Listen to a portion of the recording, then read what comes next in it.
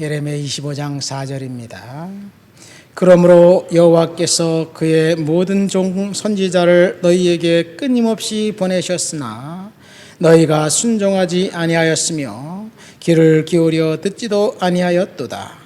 그가 이르기를 너희는 각자의 악한 길과 악행을 버리고 돌아오라. 그리하면 여호와가 너희와 너희 조상들에게 영원부터 영원까지 준 그 땅을 살리라. 너희는 다른 신을 따라다니며 섬기거나 경배하지 말며 너희 손으로 만든 것으로서 너의 노여움을 일으키지 말라. 그리하면 내가 너희를 해하지 아니하리라 하였으나 너희가 내 말을 순종하지 아니하고 너희 손으로 만든 것으로서 나의 노여움을 일으켜 스스로 해하였느니라. 여호와의 말씀이니라. 그러므로 만군의 여호와께서 이와 같이 말씀하시니라. 너희가 내 말을 듣지 아니하였느니라. 보라, 내가 북쪽 모든 종족과 내 종 바벨론의 왕 느부갓네살을 불러다가 이 땅과 그 주민과 사방 모든 나라를 쳐서 진멸하며 그들을 놀램과 비웃음거리가 되게 하며 땅으로 영원히만 폐허가 되게 할 것이라. 여호와의 말씀이니라. 내가 그들 중에서 기뻐하는 소리와 즐거워하는 소리와 신랑의 소리와 신부의 소리와 맷돌 소리와 등불빛이 끊어지게 하리니 이 모든 땅이 폐허가 되어 놀랄 일이 될 것이며 이 민족들은 70년 동안 바벨론 왕을 섬기리라. 아멘. 오늘 우리가 읽은 본문 예레미야 25장 말씀이 예레미야 전체 48장의 핵심이 되는 성경 구절입니다. 예레미야 선지자는 유다의 그 비운의 선지자였습니다. 마지막 5명의 왕이 통치하던 시대에 이제 그 왕이 되어서 이스라엘 땅을 유다에서 예루살렘에서 하나님의 메시지를 선포하다가 결국 슬픈 일을 목도하게 됩니다. 예레미야는 제사장 가문의 사람으로 제사장의 아들이었습니다. 그러니까 예레미야는 선지자 겸 제사장입니다. 예루살렘 북쪽 5km 정도 떨어진 아나돗이라는 마을에서 이제 태어난, 그리고 그것에서 줄곧 살면서 예루살렘을 왕래하면서 메시지를 선포했습니다. 훗날 아나돗이라는 그곳은 이제 그 세례 요한의 활동 무대가 되기도 합니다. 그는 그 광야 거칠은 땅에서 살았습니다. 그 광야는 또 예수님이 시험을 받았던 곳이기도 합니다.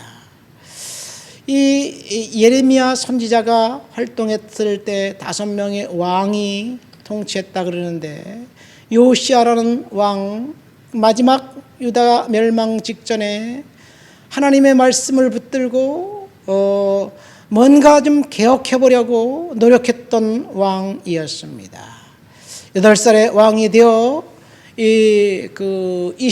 29년 동안 통치했습니다. 8살의 왕이 되어서 39살에 죽었으니까 21년이네요. 어쨌든 39살 때 유다와 전쟁하다가 전사를 당합니다. 죽습니다. 그리고 그의 아들 3명과 손자 1명이, 2명의 아들은 2명은 석 달 동안 왕위에 있다가 1명은 바벨론에 잡혀가고 1명은 애굽에 잡혀갔습니다. 애굽에서 전쟁에 지자 그의 아들이 왕이 되었는데 애굽 왕 바로가 예루살렘에 와서 그 왕을 애굽으로 잡아가요. 그리고 애굽의 모든 그 정치 입김을 불어넣고 그의 동생을 왕으로 세웠는데 그때 다시 이 유다는 애굽과 화친하자는 그런 분위기가 있었는데 바벨론이 등장하면서 애굽은 속절없이 패하고 바벨론의 속국 비슷하게 됩니다. 11년 또 있다가 왕이 이제 죽고 그의 아들이 왕이 되었는데, 이번엔 바벨론이 와서 그 아들 된 왕, 그러니까 요시야 왕의 손자죠, 잡아갑니다. 그리고 그 삼촌 시드기야를 왕을 세우는데, 그가 11년 있다가 결국 유다는 멸망당하고 맙니다. 오늘 본문에 보면 그러므로라는 단어가 4개가 나옵니다. 4절 말씀 보면 그러므로 여호와께서 모든 종 선지자를 너희에게 끊임없이 보내었으나 너희가 순종하지 않았다. 그래서 하나님께서 뭐라고 얘기하냐? 악행을 버리고 돌아오라. 그리하면 여호와께서 너희 조상에게 준 땅에서 길게 살게 할 것이다. 그런데 선지자의 메시지를 아무리 선포해도 백성들은 하나님 앞에 돌아올 생각이 전혀 없었습니다. 예레미야 선지자가 활동했던 시대는 우리식으로 따지면 이제 조선의 고종 황제가 다스릴 때예요. 대한제국으로 나라를 바꾸고, 그때 청나라가 조선을 침략해서 들어오려고 먹으려고 하고, 러시아가 들어오고 일본이 들어오고 열강들의 각축장이 되어서 조선의 그 정부는 있으나 마나한 그런 상태입니다. 그런데 어떤 사람이 이렇게 이야기했다고 보세요. 일본에게 항복해라. 일본에게 화친하고 일본과 잘 지내는 것이 낫다. 우리가 살 길은 일본에 항복하는 것이 우리의 살 길이다. 만약에 이렇게 이야기하는 사람이 있다면 그 사람은 분명히 매국노임에 틀림없을 것입니다. 예레미야 선지자가 그렇게 얘기했습니다. 우리의 살 길은 바벨론에 항복하는 것밖에 없다.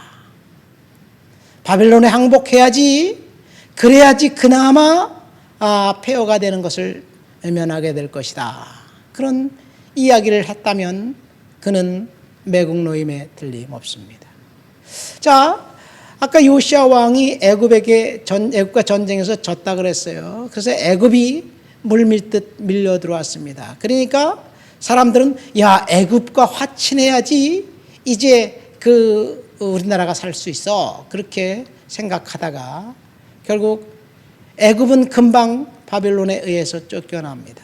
근데 이번엔 또 바벨론과 화친하자는 사람이 생겨요.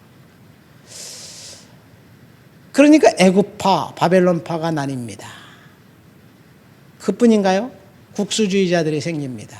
뭐라고 이야기하느냐? 우리가 살 길은 독립하는 것, 우리의 힘으로 이겨나가는 것밖에 없다. 그러니까 왜?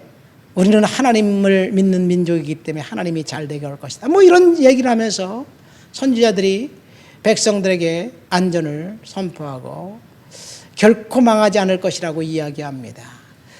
조선은 잘 될 것이다 라고 말하는 사람이 있다면 그 사람은 애국자일 거고, 조선은 멸망할 것이다 라고 말하면 그 사람은 매국노일 거예요.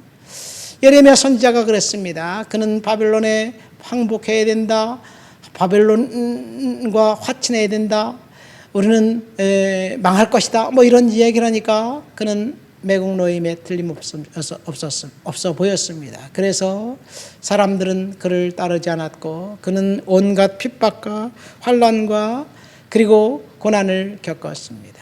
그의 메시지는 줄곧 하나님께 돌아오라는 메시지였습니다. 그러나 사람들은 그의 메시지를 청종하지 않았습니다.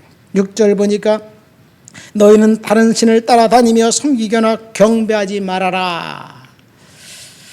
나의 노여움을 일으키지 말라, 그렇게 이야기합니다. 7절에 너희가 내 말을 순종하지 아니하고 너희 손으로 만든 것으로서 나의 노여움을 일으켰다. 그래서 하나님은 결국 유다를 버리기로 작정했고 예루살렘을 버리기로 작정했습니다. 바벨론을 통해서 하나님께서 그 땅을 심판하시기로 결정했습니다. 9절에 보라, 내가 북쪽 모든 종족과 내 종 바벨론의 왕 느부갓네살을 불러다가 이 땅과 그 주민과 사방 나라들을 쳐서 진멸할 것이다.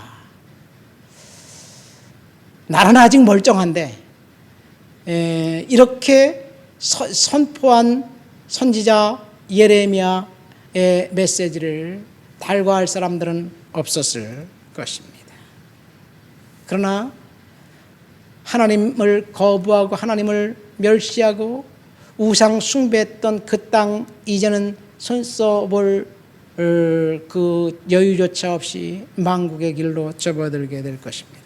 그러나 여기에 희망이 있습니다. 하나님께서 뭐라고 이야기합니까? 11절, 이 모든 땅이 폐허가 되어 놀랄 일이 될 것이며 이 민족들은 70년 동안 바벨론 왕을 섬기리라. 여기 70년 동안 바벨론 왕을 섬기다가 하나님께서 다시 이제 회복시켜 주시겠다는 희망의 메시지를 선포합니다. 멸망당하고 난 다음에 하나님이 그 땅에 새로운 희망을 허락해 주실 것이라는 이야기. 이 70년이라는 이 메시지를 들었던 당시 한 2-3살에서 15살 정도 됐던 소년 아이, 그 아이가 이 말씀을 끝까지 기억하면서 하나님 앞에 기도합니다. 그가 누구냐? 다니엘이에요. 다니엘은 유다가 멸망당하기 11년 전에 1차 포로로 되어 갔을 때 아까 요시야 왕의 손자 여호야긴이라는 사람이 왕이 돼서 3개월 만에 바벨론에 끌려갔다 그러잖아요.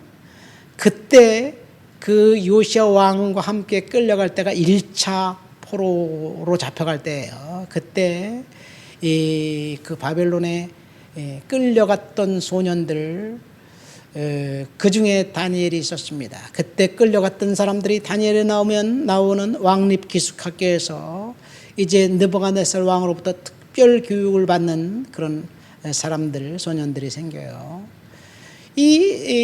그 다니엘이 이 메시지를 기억하면서 하나님 앞에 뜻을 품고 우리 민족이 멸망당한 이유는 하나님을 거부하고 우상 숭배했기 때문에 그렇다. 그래서 철저히 하나님을 믿기로 결단하고 왕의 진미와 포도주와 우상에게 드렸던 그 고기를 육식을 거부하고 하나님을 철저히 믿기로 결단합니다. 그런 결단했던 소년 이 다니엘을 하나님은 이 이국 땅에서 크게 들어서서 결국 다니엘이 이제 나이를 먹고 기도할 때 70년이 다 차대가 차 간다는 그 사실을 깨닫고 예루살렘 쪽을 향한 창문을 열고 매일 3번 기도할 합지요.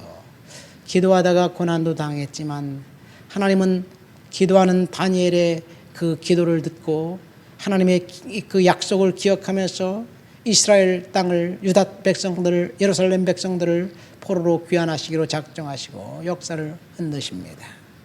예레미야 선지자, 그래서 슬픔의 선지자, 비운의 선지자였습니다. 말씀의 핵심은 멸망당할 것이다라는 것이 아니라 하나님께 돌아오라는 것이 메시지의 핵심이고, 그리고 끝내 돌아오지 않은 그 백성들 심판받지만 그럼에도 불구하고 하나님은 70년이 차면 그 남은 자들을 통해서 다시 회복시켜 주실 것이라는 이야기예요. 그래서 70년이 차면 회복할 것이다 라는 메시지가 예레미야 선지자의 핵심 메시지라면 이사야 선지자의 메시지는 남은 자들을 통해서 하나님께서 새 일을 행할 것이다. 이것이 이사야 선지자의 메시지입니다. 중요한 것은 하나님께서 새롭게 시작하신다는 이야기예요. 저와 여러분들의 인생 가운데 하나님의 새롭게 시작하시는 놀라운 역사가 있게 되시기를 예수님의 이름으로 축원드립니다. 하나님 아버지 감사합니다. 예레미야 선지자의 메시지, 목이 터져라 백성들에게 하나님께 돌아오라고 외쳐도 거부했던 그 백성들을 하나님은 끝까지 사랑하셔서 심판받고 멸망당했지만 새로운 시작을 허락해 주신 주님을 높여드리고 찬양합니다. 하나님, 예레미야의 메시지를 기억했던 다니엘처럼 우리가 하나님의 메시지를 기억하고 그 말씀을 가슴에 품고 오늘도 살아가도록 도와주시옵소서. 예수님의 이름으로 기도합니다. 아멘.